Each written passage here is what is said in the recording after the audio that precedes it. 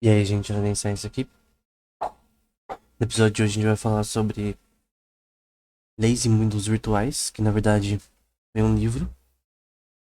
Foi o último livro publicado pela Enem Science, recentemente. E é um livro que ele não é no estilo comum nosso.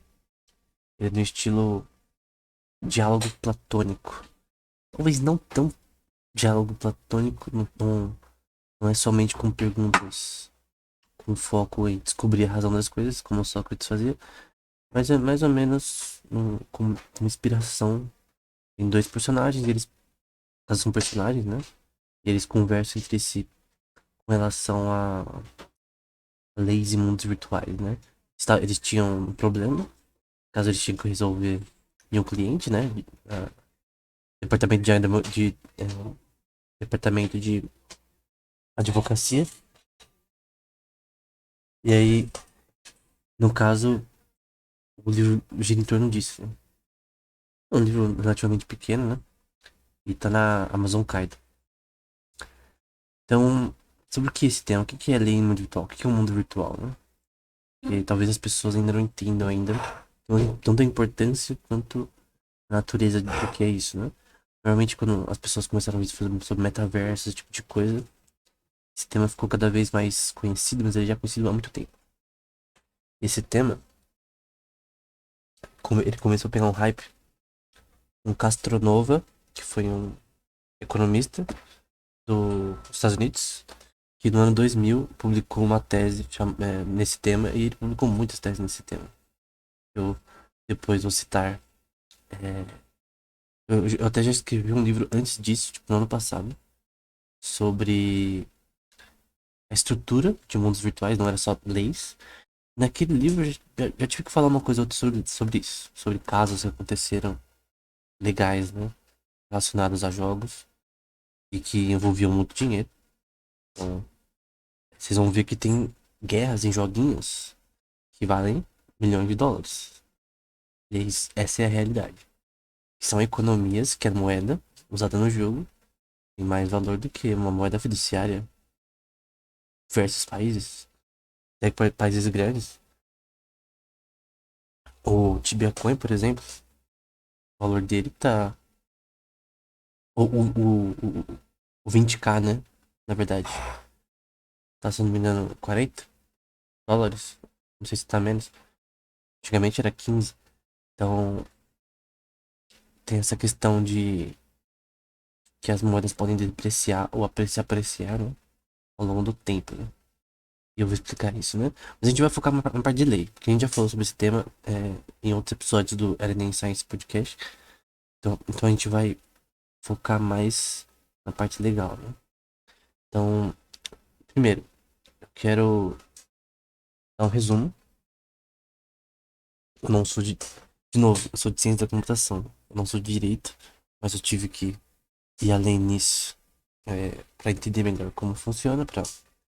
Tem até um curso que, na verdade, foi inspiração pro livro, que é o Intro to Video Game Law, a Russian Perspective, que é da Universidade de São Petersburgo. Está disponível no site, vou tentar deixar na descrição, no site de cursos da Rússia, né? Antigamente eles colocavam o site os cursos dele no Coursera, na Universidade de São Petersburgo, né? Eu vou te falar, os cursos dessa universidade são melhores de é, qualquer outro país. Online, os cursos online. Tem neurolinguística, tem vários temas. Não que os outros não sejam bons, né? Tem muita universidade aí que faz curso online bom. Mas dessa universidade é muito bom mesmo, né? E esse de jogos é muito bem feito. E dá pra ver que eles investiram e cuidam dessa parte, né? Visual e tal. Esse jogo é literalmente só sobre leis, a parte legal mesmo, pra jurista, relacionada a jogos. O foco é esse. Porque hoje em dia tem coisas em jogos que valem dinheiro, tem questões legais que devem envolver bastante dinheiro, e que você tem que ter aí formas de se defender, né? Ou processar alguém, né? Mas primeiro, antes de entrar nessa parte, a parte dos jogos, né? A gente vai entrar na parte de leis em geral. Eu creio que um dos livros que a gente pode citar aqui é tanto Leis de Platão, o livro Leis, na minha opinião, um dos melhores dele, O Estadista e também A República. E outro também de Frederico Bastiat, vão estar todos na descrição. Então, beleza. O que é lei na prática, né? Qual que é o objetivo da lei? Ela protege o interesse de todos, né? Pelo menos o interesse da maioria. No caso, ela busca proteger o próximo. Quem é o próximo? Qualquer pessoa. Pessoa que esteja no país, ela vai estar sujeita às leis que defendem ela, os outros atacarem ela ou ela atacar outros. Caso vai ser penalizada se fizer isso. Aí, na República, não, nas leis, perdão. Definição básica das leis, no livro 1 de leis. O nome do livro é esse, né? É daquela que detém a maior virtude, que seria a lealdade na hora do perigo, né? Qual que lei que te protege na hora que dá merda, né? Também poderia ser chamada de justiça perfeita, né? Segundo Sócrates. E uma coisa que, por exemplo, Sócrates diz em Política, no comecinho, um livro dele chamado Política, é que o Estado em si, ele não é um mal. Ele é uma ordem natural das coisas. Você pode discordar disso, né? Eu não discordo. Ele é uma ordem natural das coisas. E ele é no mínimo necessário em uma sociedade que tenha dois humanos ou mais. Se tiver uma pessoa só, você não precisa de Estado, a pessoa vive como ela quiser, depende da sua família dela, ela vive como ela quiser, né? Mas quando a gente tem um sistema maior, é necessário um mínimo de regulação, né? De ordem. No caso, é, a política, o Aristóteles vai dizer que o Estado é uma ordem natural das coisas. E para aqueles que não gostam do Estado, né? Eu sugiro que testem criar uma sociedade sem Estado. Porque isso nunca foi feito. Isso não existe. Então, historicamente, isso não existe. Tudo tudo se desenvolveu, do ponto de vista populacional, nisso. Você pode, a gente pode divergir na forma de Estado que realmente é melhor, né? Eu, eu prefiro uma opinião sobre isso, né? Mas enfim. É, nesse livro eles falam um monte de coisa. Falam sobre relação entre música e virtude, ginástica, um monte de merda no começo, né? Eu achei inútil. Só que tem uma parte na página 87 aí frente, da versão do Benjamin Jowett, esse livro, que eles vão falar que o benefício do Estado, na prática, não é a justiça. Quer dizer, é uma definição de a justiça é o interesse do mais forte, né? Então Sócrates vai dizer. É um ditado que a justiça é o interesse do mais forte. Isso é verdade? Numa época de guerras, por exemplo. A justiça é o interesse do mais forte. Quem define a justiça, no caso? É o mais forte, né? Na prática. O mais forte obriga que as leis têm que ser essas. Então, numa época de monarquia, era o mais forte que falava. Se alguém mata o rei, o mais forte, que agora que eu tenho o poder, decide as leis. Nem sempre essas leis vão ser justas, né? Como eu disse antes.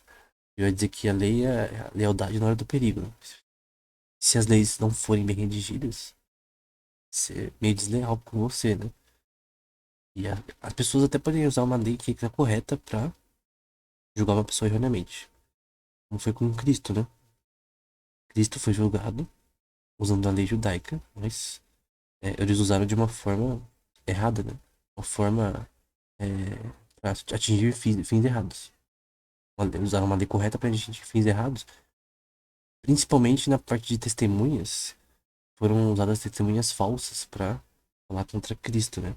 Então, no caso, é, eles usaram métodos ludibriar as pessoas que estavam seguindo as leis quando não estavam, né? A lei não tem nenhum problema com a lei. A lei é uma necessidade. O problema é quando ela é usada de forma errada. Uma coisa que eles não falam, por exemplo, é que muitas leis são um problema. Um governo que tem muitas leis, isso é um problema. Quanto mais leis, menos leis. Porque vira uma bagunça, né? Não que você tem que ter poucas leis, mas tem que ter o mínimo que faz o que você necessita. Então aí a questão, a gente pode pensar, né? A justiça e o interesse do mais forte.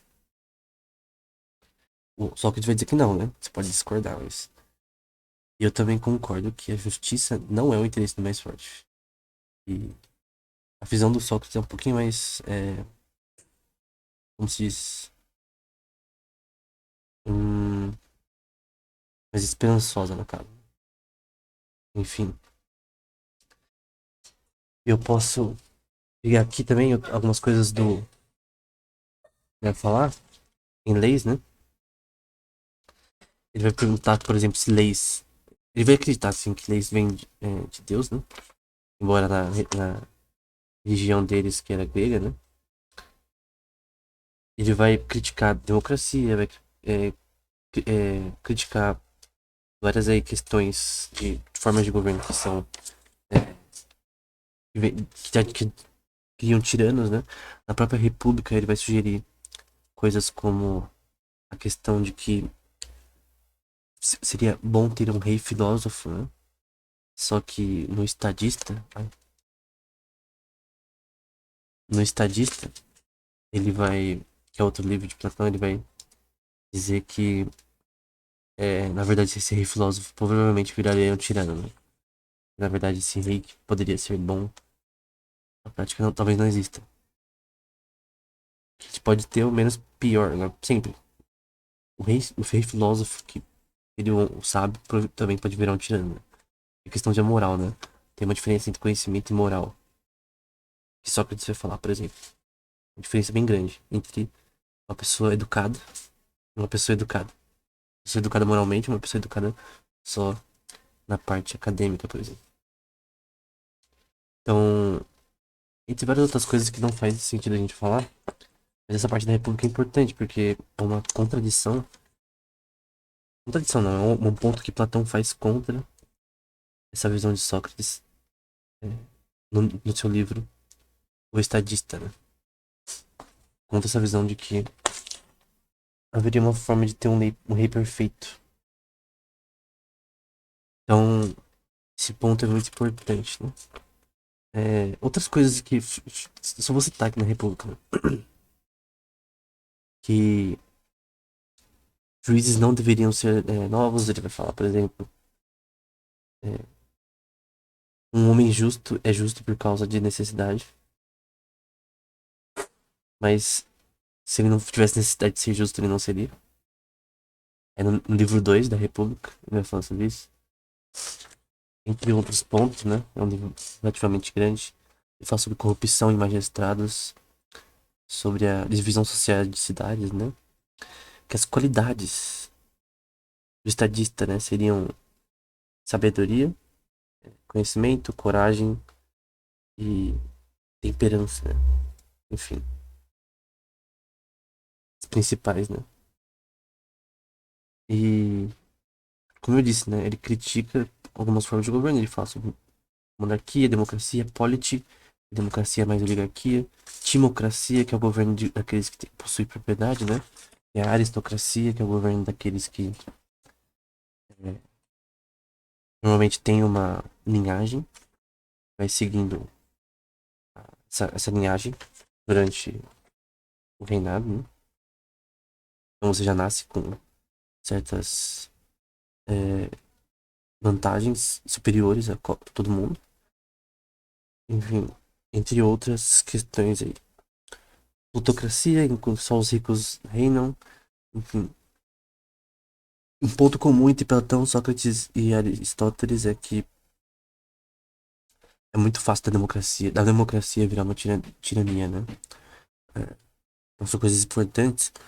Por que a gente tem que saber isso nesse contexto de jogos virtuais? Porque eu não falei direto sobre jogos virtuais. Que é necessário que a gente entenda o básico de como o sistema legal ele surgiu. Sim, são básicos. E como a gente deveria aplicar os princípios básicos disso, né, no nosso tema, né? Então, no estadista em si, ele vai falar sobre também sobre política, né? Porque ele vai falar sobre o político, né? O estadista, o cara que é um governador, um presidente, um prefeito, ele tem que ser alguém que lida com a parte econômica, né? Política e real da coisa. Que é a parte política. Política ele vai dizer que é a ciência de coletivamente gerenciar pessoas. Então, é a arte de gerenciar pessoas. Isso é política. Esse é o que o estadista, né? O livro de Platão fala sobre o é o que é de verdade, né? Porque o que a gente vê não parece bem isso, né? Normalmente as pessoas não fazem isso corretamente, mas o bom político é aquele que sabe gerenciar pessoas, né? Esse é o significado política, né? É, também tem a parte moral também. Ele deve ser uma pessoa moral que tem uma índole de ajudar, de buscar o benefício não seu próprio, mas do Estado em si, entre outras questões, né? Então, um economista, tecnicamente, né? Acho que o livro do Xenofonte, O Economista, né? A tradução para inglês ficou assim. Ele vai, que é o livro chama O Econômica, né? Vai falar também sobre isso. A questão de que, eu creio que na Constituição de Atenas também, de Aristóteles, também vai falar sobre isso. Essa questão de que o estadista tem que ser uma pessoa que sabe gerenciar também finanças, né? Normalmente em Atenas era necessário que você tivesse, no mínimo, um tempo de ter, pelo menos ter um negócio antes de você se candidatar a algumas posições políticas, né? Porque você não consegue gerenciar o Estado se você nunca gerenciou nada, né? Ou, sei lá, tem pessoa que nunca teve um negócio e quer gerenciar um país. Isso é normal? Para Atenas, não. Isso é normal hoje em dia? Talvez, algumas vezes. Talvez a pessoa não seja boa em gerenciamento de negócios, né? O país é um negócio? É um negócio também. Então, tem essa relação, né? É, eu acho que esse é o foco, né? Esse é o principal. O Xenofonte, por exemplo, no Econômico vai dizer que o economista é aquele que consegue gerenciar bem a sua própria casa, por exemplo, né? Ele consegue regular os seus gastos, tem um caráter virtuoso, enfim, entre outras questões aí. Qual que é o objetivo das leis, então, no geral? Qual o objetivo do Estado é fazer que as leis funcionem. Ele tem o poder executivo de fazer que as leis funcionem. E o dever das leis é proteger o interesse do próximo, né? Então a gente pode concordar aqui com Sócrates, né, que a justiça não é o interesse do mais forte, não é o interesse do mais forte. Ou seja, você não pode impor o seu querer pela força, mas sim pela virtude, pelo caráter justo, né? Somente pelo caráter justo, a gente pode definir quais leis são justas. Uma pessoa injusta definiria as leis injustamente. Então, mesmo considerando que o homem é mau, né? A gente pode sim considerar que ele pode, no mínimo, é, discernir o que é certo e errado no geral, né? Quais são as leis que deveriam ser impostas no Estado, por exemplo. Outro ponto que eu queria citar sobre leis também, que é bom que a gente note, é do Frederic Bastiat. Então, é um economista preferido, né? Ele escreveu um livro que é A Lei, o nome é literalmente A Lei, e tem uma definição de lei legal. Ele vai falar que é, as leis, né, são a organização coletiva, direito e da individual, né, e da defesa legal, né? Então, é uma organização que vale para várias pessoas, né, e dá o direito de defesa dessas pessoas também, penalidade se ela fazer besteira, né? E, no caso, para proteger a liberdade, a propriedade e a pessoa, o indivíduo, né? E o contrário das três seria escravidão, opressão e roubo. Tem várias formas de roubo que Frederico Bastiat vai citar, né? Como tarifas, proteção doméstica, regalias de empresas, gratuidades, impostos progressivos. Não que o imposto seja ruim, na verdade não. Mas o imposto acima do normal e sem nenhuma nexo, ele é injusto, né? Ele não tem uma razão econômica correta, né? Crédito gratuito e outras formas de expansão de crédito também são formas de roubo, no caso de destruir capital futuro, né? Então, acho que principalmente imposto aqui, na minha opinião, imposto é uma coisa boa, se feita da forma correta, né? Forma correta, não da forma que normalmente é feita, né? Então, acho que isso já fecha aí nossa definição de lei. A minha definição de lei, nesse contexto aqui, em mundos virtuais, é, não é a mesma. Então, o que que é lei na prática aqui? A lei, num jogo, num jogo que tem uma economia que vale dinheiro, né?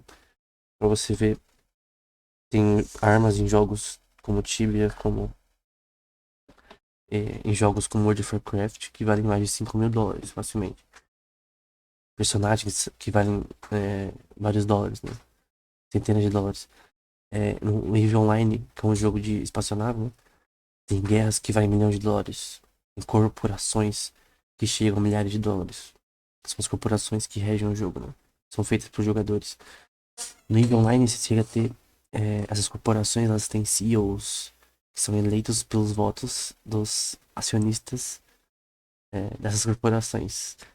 E esses acionistas pegam lucro dessa corporação também. As corporações do Eve Online, que é um jogo de novo, você pode baixar e tal. É, tem mineração, tem é, pirataria, tem produção de naves, de armas, tem a venda, tem o transporte, jogadores que só focam no transporte, corporações focadas em segurança. Já as corporações têm bancos de investimentos no jogo, ou só de armazenamento de dinheiro. Então, é um sistema econômico complexo, ao ponto que eles todo mês lançam o relatório econômico do jogo para os jogadores entenderem o que está acontecendo. Qual região produziu mais de tal material, que fez mais transporte, que mais fez pirataria, enfim, além dos mapas sobre as guerras que aconteceram. É um jogo legal. Eu já joguei bastante no meu. Tenho bastante pra Steam, né? Eu era mais pra minerar, né? A única coisa que eu fiz foi minerar. É a profissão que eu escolhi, né? Você escolhe lá a profissão, né? Depois tutorial e tal. O ruim é quando sua nave é destruída, né? Que você não sabe o que você tem que fazer, né? Mas no fim, é um jogo interessante. Ele tem um sistema econômico muito interessante, né? E que se as guerras valem milhões de dólares, né? Essas corporações valem milhões de dólares. Na prática, as grandes, né? Então nós temos aí. Imagina que o jogo, por algum motivo, cometa uma injustiça contra você. Ou você foi hackeado sem que não foi a sua culpa. De repente foi hackeado o banco de dados do jogo, você perdeu sua conta. E aí, no caso, quem que paga o pato, né? Você perdeu dinheiro. Vamos supor que você tem o seu valor no jogo equivalente a US$ 10.000. Ou a US$ 50.000. Ou a mais. Como, por exemplo, casas no Second Life, que variam mais de US$ 50.000, por exemplo. Bem mais. É de verdade. É dinheiro de verdade. É um dinheiro que você poderia converter pra mais. Então, eu lembro de que um cara no Second Life, ele acho que vendeu Amsterdã, que era uma cidade que ele fez no jogo. E ele gastou não sei quanto pra comprar.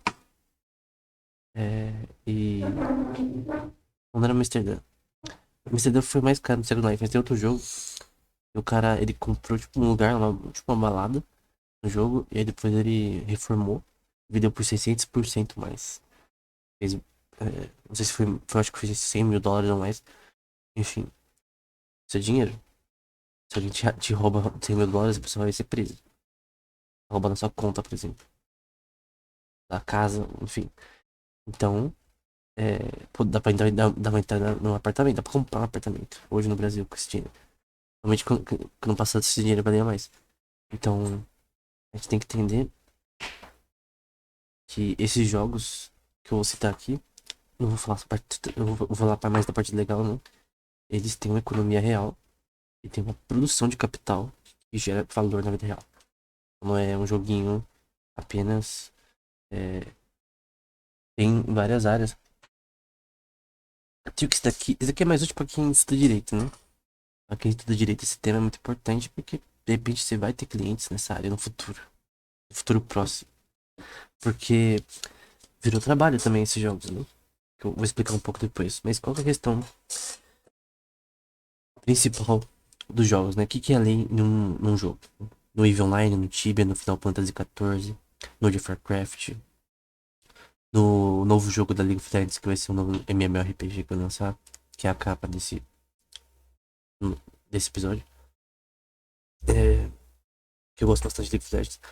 E outros jogos, como New World, Guild Wars 2, Perfect World, que eu jogo bastante no celular, Black, é, Black Desert Online. Todos esses jogos, qual que é a lei que rege no jogo? Qual que é a lei contratual que o jogo é, criou para lidar com problemas legais? Porque a, em- a empresa desses jogos é uma empresa, né? Ela tem que fazer lucro, ela tem que se defender legalmente, né? Então, toda vez que você entra num jogo, ele tem uma EULA. A EULA é tipo um contrato que você assina antes de você jogar, você aperta OK lá, antes de fazer a conta. Você concorda com todos os parâmetros do contrato. Só que nem sempre esses contratos vão ser justos, né? Tem um autor que fala muito sobre isso. É, talvez deixe na descrição. Nem sempre essas EULAs são justas, né? Às vezes, na verdade, ela pode te ferrar. E não tem nenhuma regulação de EULAs. Eu creio que nenhum país tem isso. Talvez só na China e na Coreia do Sul, que são muito fortes em jogos. Talvez tenha alguma coisa assim. Mas tem poucas leis relacionadas à propriedade virtual. Então, de novo, jogos como Second Life tem propriedade que vai valer mais de 20 mil dólares, 30 mil dólares ou mais hoje em dia. Então, você não vai regular isso, você não vai proteger consumidores que podem ser ferrados por conta disso. É, então, a EULA é um contrato social e... Social não, né? É um contrato. É um contrato que busca proteger os interesses da empresa. Nem sempre é justo. Quando, por exemplo, aconteceu um evento no Second Life, que um cara, ele... Isso aconteceu de verdade, um cara, ele tava fazendo um negócio na leilão do jogo. Aí ele fez alguma coisa que não... Que eu acho que ele ganhou uma casa, pelo que parece. Porque a empresa do jogo não, achou que ele tava usando um hack. E aí parece que deletou a conta dele. Aí foi lá, processou a empresa. E eu acho que ele ganhou até o processo. E a questão da empresa é que a Eula, normalmente ela diz que todos os itens do jogo, tanto a parte de design, tanto a parte de construção do jogo, todas as coisas, os itens que você adquire no jogo são propriedade da empresa. Então, na prática, nunca é propriedade sua. É que nem a casa. A casa, no caso, um apartamento, é do governo. Você comprou, mas ele é do governo. Se você não pagar o imposto, o governo te toma, então é do governo. O governo ele te aluga a casa permanente enquanto. Ele te aluga a casa, tecnicamente, né? Porque você tá pagando o imposto sobre ela, né? Não é um aluguel, de verdade, né? Não é um aluguel, mas como se fosse, né? Porque se você não paga, é como se o imposto territorial é tipo isso. Então, tecnicamente, não é sua mais do que do governo, né? Aqui é a mesma coisa. A EULA vai dizer que a propriedade, tudo do jogo é da empresa. Então você não tem direito sobre essa propriedade, né? Se a empresa quiser tirar o seu item, que vale 10 mil dólares, que você poderia vender, por algum motivo que ela ache justo, ela pode tirar e acabou. Porque a questão você talvez tente processar ela, mas como você vai processar ela? Vamos supor que teve um caso na China, tá na descrição as referências, né? O jogo Red Moon. Então o que que aconteceu nesse jogo chamado Red Moon? Então, um jogador, né? Ele tinha um item lá bolado. Tinha vários itens bolados lá. Ele só trabalhava com o jogo. Ele investiu bastante dinheiro no jogo. E o que aconteceu? O cara foi hackeado. Porque ele não foi hackeado por culpa dele. Foi o servidor do jogo foi hackeado. Não foi ele que foi hackeado, não foi culpa dele, não foi phishing. O que o e-mail errado lá que fez ele cair no byte. Ele foi hackeado. A empresa foi hackeada. E hackearam a conta dele. E pegaram o item dele que era monstro. E aí o que o jogador fez?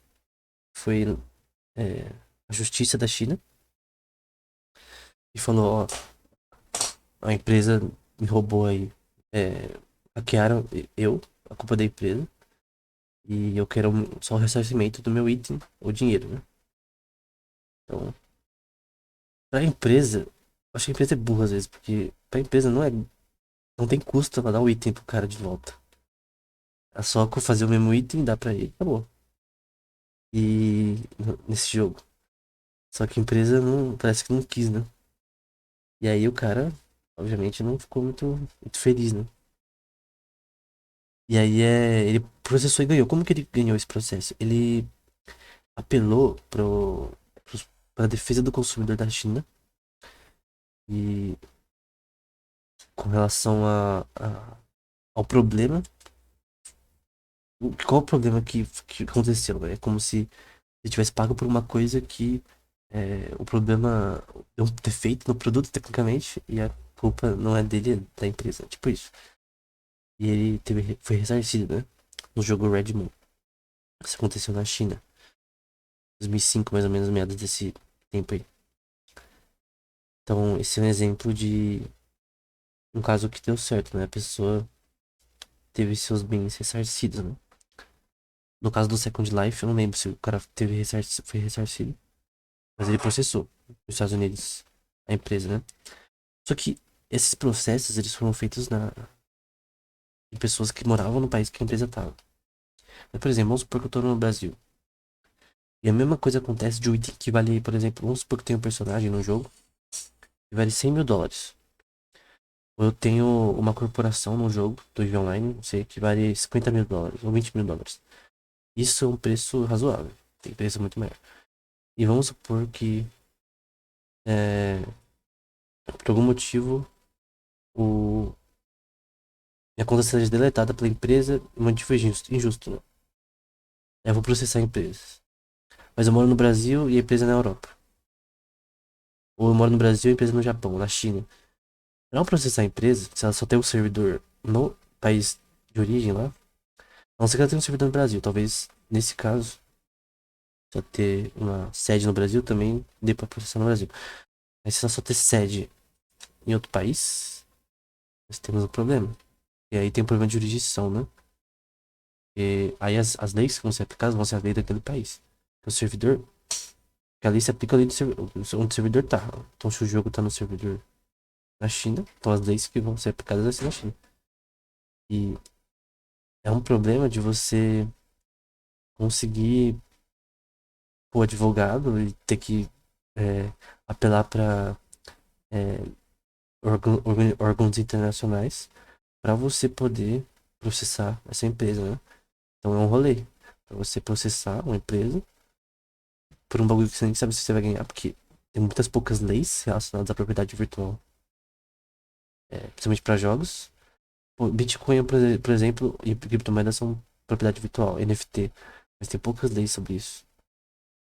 Se o país tem leis atreladas a NFT, já consegue fazer um bem bolado, né? Já pode falar que é quase a mesma coisa. Que é um asset virtual e um valor monetário que faz falta, né? Enfim, porém tem esse problema de jurisdição, né? Porque quando você vai processar, dessa forma. Agora, se a empresa for no seu país, aí fica mais fácil, né? Porque vai processar a empresa de forma normal. E aí você tem que fazer a mesma coisa que fizeram no jogo Red Moon, né? Você tem que aplicar é, as mesmas. O mesmo modus operandi, né? Você vai no código do consumidor normalmente e busca alguma coisa que defenda o seu ponto, né?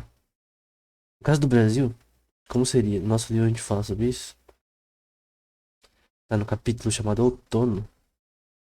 No caso, o nosso exemplo é com a Lei 9.609 de fevereiro de 1998, né? Que fala que de uso do programa de computador no país será objeto de contrato de licença, né? E a EULA, que é as leis do jogo, são exatamente contrato de licença. Então, é, se a empresa for no Brasil, é suave isso, porque como isso aqui é exatamente para contrato de licença, isso tem muito a ver com a EULA, né? Que é literalmente contrato de licença. Aí vai falar sobre várias coisas, né? É, responsabilidade de pagamentos, estabelecimento de títulos, enfim.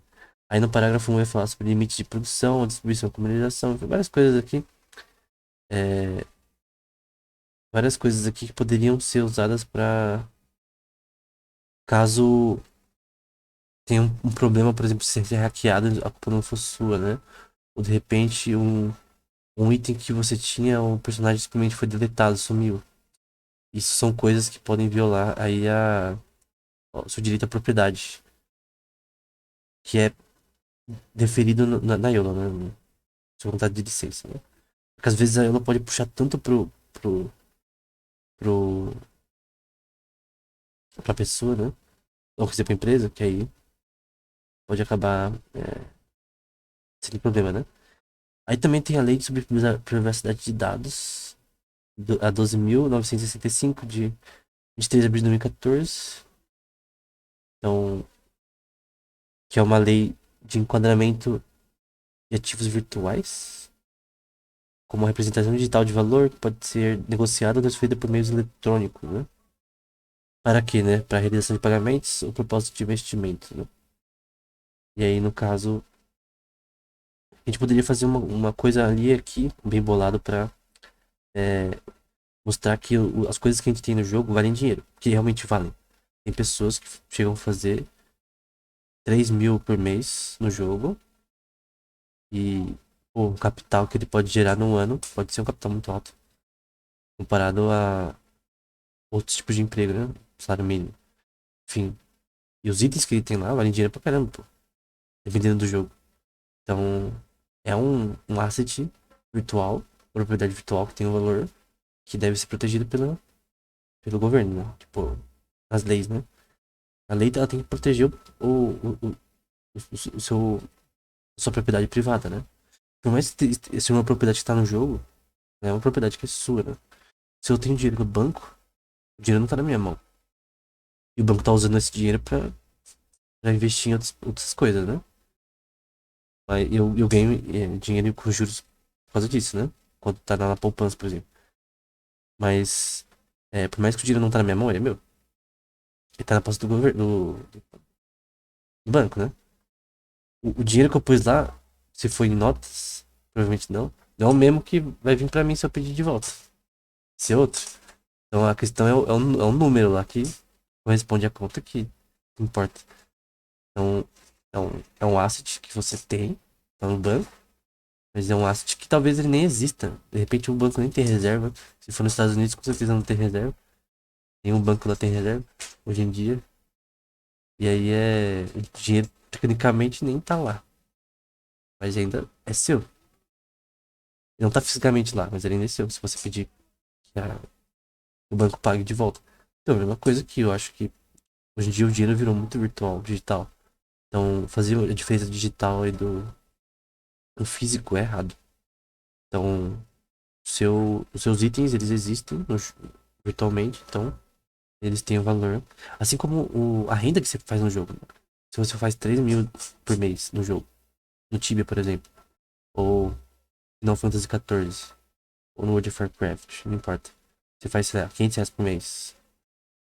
Enfim, você tem, um, tem uma propriedade que tá nesse jogo que você pode transferir pra uma vida real, que é chamada de Real Money Trading, né? Então isso é um dinheiro de verdade, né? É, e aqui tá falando no artigo 12 da lei 8.778, na seção 2. Fabricante, produtor, construtor nacional, estrangeiro e importador respondem independente da existência de culpa pelos danos causados aos consumidores por defeitos decorrentes do projeto, fabricação, construção e blá blá blá. E aqui poderia ser aplicado para jogos, talvez. São, aí no artigo 6 do capítulo 3, né? São direitos básicos do consumidor a efetiva prevenção e reparação de danos patrimoniais, morais, individuais, coletivos e difusos, né? Poderia também ser aplicado também para propriedade virtual no jogo, né? Se a gente provar que essa propriedade ela tem um valor real, né? Vamos supor que sua conta vale US$ 20.000, dá processando a empresa porque baniu sua conta sem ressarcir esse dinheiro, né? Ou os itens. Então, como foi no Redmond. Então você tem o direito de correr atrás, né? Isso se a conta. Se culpa da empresa, né? Da empresa. Se for culpa sua, aí você jogou sua conta na net, aí não tem culpa. A empresa não tem culpa, né? Então, tem várias formas de fazer a mesma coisa que aconteceu no Redmond. Você apela para questões na lei relacionadas à parte do consumidor. E foi isso que foi feito na China, né? Pra você conseguir. E no caso a empresa perde. Porque normalmente, nesse caso, se a lei for feita corretamente, né? Provavelmente vai ser correto. Então, a EULA, ela pode puxar a sardinha mais pra empresa, mas às vezes ela pode não ser o suficiente pra lidar com problemas legais, né? A EULA também domina o governo do jogo. Então a EULA. Vamos supor que alguém tá fazendo alguma coisa errada no jogo, de repente usando cheat, hack. A empresa tem o direito de deletar sua conta. Aí no caso mesmo que você recorra, você perdeu seus itens porque você hackeou. Se foi provado que você fez hack, né? Como que a empresa detecta hack, né? Em MMORPG, é através da memória, é a forma mais fácil. Que alguns cheats eles tentam alterar a memória usando técnicas de DLL hijacking, né? DLL é o que cria os processos do seu no Windows, né? E o processo para o seu jogo rodar na memória RAM do seu computador ou do celular. E tem alguns cheats que tentam alterar a memória para aumentar sua vida, deixar seu personagem com mais dano, a memória do jogo, né? E a memória do seu personagem ela tá meio que ao vivo na sua memória RAM, né? O jogo precisa usar a memória RAM para alterar os estados do jogo, né? E aí no caso tem pessoa que usa isso para wall hack, para ficar super forte, enfim, vida infinita. Em MMORPG, tem até uma palestra na DEFCON, não, perdão, na Black Hat, talvez eu deixe na descrição, que é que fala exatamente sobre hacks, cheats em jogos MMORPG. E é numa conferência global de segurança da informação, né? Então é um negócio sério. Eu quando vi achei legal. Foi 2018, se não me engano. 2019. Então, tem essa questão de que a Iola também fala contra cheats, nesse caso ela tá correta, né? Os cheats são uma forma injusta de ganhar capital no jogo, e esse capital, dependendo do jogo, vai valer dinheiro na vida real. Tem um exemplo no RuneScape, do jogador da Venezuela, que ele tava alimentando a família, só com um jogo. Apesar que na Venezuela tava tendo merda, né? Ainda dá na merda, né? Mas o jogo, o RuneScape, né, virou uma forma de renda pra pessoa, né? O RuneScape você tem, é muito diverso, né? E é o RuneScape Old School, né? Não é o mais recente. Eu só joguei o Old School, eu jogo pelo celular, no começo ainda. Mas é um jogo bem, na minha opinião, ele é um pouquinho dificinho, mas de aprender, né? Mas é um jogo que as pessoas realmente conseguem, de repente, fazer plantar coisa que vai dar pra vender. De repente, investir em, não só plantação, mas gado, esse tipo de coisa, pra você vender. E mineração também, pra vender. Fazer dinheiro, né? Eu não sei se matando monstros você ganha bastante coisa. Mas parece que a venda é a principal forma aí de fazer isso. E lembrando, eu não falei sobre isso porque eu já falei no episódio de outro podcast. Do Arena Science. Mas as moedas desses jogos vai dinheiro na vida real. Se você pegar o Market Auctions, você vai ver que a moeda do Tibia, a 20kk dela tá valendo US$ 40. Tem moeda do Skyrim que já chegou a mais de US$ 200. Acho que tá em 300. Não sei se tá em 300. Não. Não, acho que não chegou a 200, mas mais de US$ 100. É, do World of Warcraft, é, um número grande de moedas vai dar valor em dólar, né? Então, é, tipo, o agrupamento das moedas desses jogos vale mais do que moedas fiduciárias, né? As moedas do jogo, que a gente chama de IGC, In-Game Currency, é a moeda do jogo, dentro do jogo, que você coleta elas e transforma em dinheiro na vida real. Vendendo para os jogadores em plataformas, é dinheiro de verdade. Então, é, e algumas têm lastro até em moedas reais. O Tibia Coin tem lastro no euro. Então a moeda do Tibia tem lastro. O ASK e SK do EVE Online tem lastro na moeda da Islândia. E todas elas são definidas em dólar, né? Elas são definidas em dólar. Então, se você junta um número de gold, por exemplo, no World of Warcraft muito alto, você pode fazer aí R$ 500, sei lá, ou mais. Se você jogar muito ou pouco, não sei, por mês. Porque realmente a moeda do jogo vale dinheiro. Por que a moeda vale dinheiro? Porque tem uma economia, tem um sistema econômico no jogo de venda, de compra, de produção, de hunts, né? No caso de jogos que focam mais em caça. O EVE Online não é assim.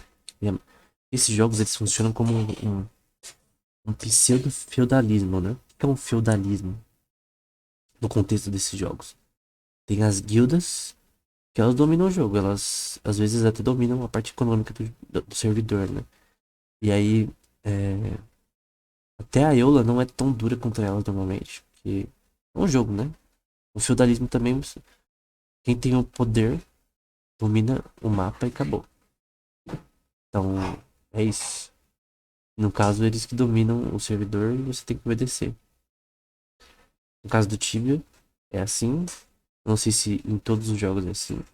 Eu jogo Perfect World entre os outros, eu não tenho muita. É... eu não vejo que. Não vejo se. No Eve Online tem, mas essas guerras de guildas eu acho que não são tão frequentes em outros jogos como é no Tibia e no Eve Online. De guerra mesmo, um jogo tipo, você tem guerra toda hora. Mas é uma coisa que acontece é que essas guildas elas têm até normalmente um investimento próprio nelas, que são usados para guerras mesmo, para dominação de território. Isso aconteceu muito no Tibia por muito tempo. No Eve Online tá acontecendo nesse exato momento. Teve um reporte desse mês, último mês, e mostrou as últimas duas guerras que teve, né? Milhares de jogadores. Então é uma coisa comum, né? E tem muito dinheiro envolvido, né? Com certeza tem guerra aí que tem mais de tem um carro envolvido aí. 60 mil reais, 30 mil reais ou mais. Somente quando é guerra gringa, né? Enfim, tem investimento aí.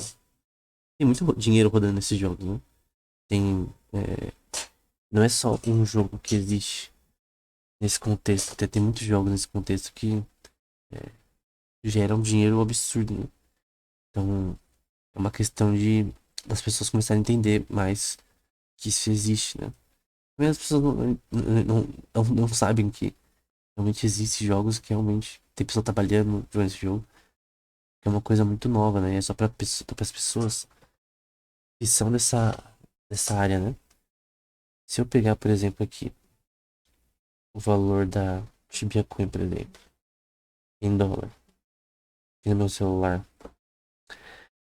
Ó, exatamente agora tá 32,40 para 39 dólares a cada 20k. 20kk, né? Perdão. Cada 20kk, 20. Cada 20kk. Cada 20k. Cada 20 mil K, né? A forma que tá aqui tá estranha. Cada 20 mil K de gold, 40 dólares. Isso no Tibia, né? Se eu pegar outras. Isso é definição de propriedade, né? Esse dinheiro é propriedade desses jogadores, né? No World of Warcraft tá Wrath of Lich King, tá 45 dólares o 30k. Final Fantasy XIV 80 mil Gil, que é a moeda do jogo, tá 45 dólares. Lost Ark, que eu nunca joguei, tá 100 mil gold, é 54 dólares. Ou se juntar esse dinheiro. Depende do servidor também, né? Tem servidor que pode estar mais, tem servidor que pode estar menos. O World of Warcraft Classic, 1.500 golds é igual a 40 dólares. New World em 300k igual a 45 dólares. No Elder Scrolls Online, 30 mil gold, 217 dólares. Mas pode chegar alto. Chegou alto 7 dias atrás, tava 260 dólares. O mesmo coisa. Path of Exile, 200 Divine Orbs é igual a 55 dólares. Final Fantasy VI, 80 mil gil igual a 32 dólares. Um jogo que eu joguei muito, eu gosto, eu tenho que zerar. Eu tenho ainda no meu computador, eu tenho que zerar. Tem modo história, né? O Star Wars The Old Republic, é 5 milhões de créditos, 34 dólares. Enfim, tem vários aqui. Ion Classic, nossa, Ion tá online ainda. 10 milhões de Kina, 82 dólares. EverQuest, 15 mil de card de platina, 38 dólares. Guild Wars, 500 golds, 15 dólares e 60. Uniscape Old School, que eu falei que tem um cara aqui na Venezuela que tava fazendo a renda com esse jogo. 150 milhões de gold, 40 dólares. Enfim, então todos esses jogos eles podem. Ah, realmente é meu RPG, né? Pode gerar valor com esse negócio. Pode vender conta também, que você pode fazer dinheiro vendendo conta. Eu acho que primeiro, antes de tudo, era vender conta, né?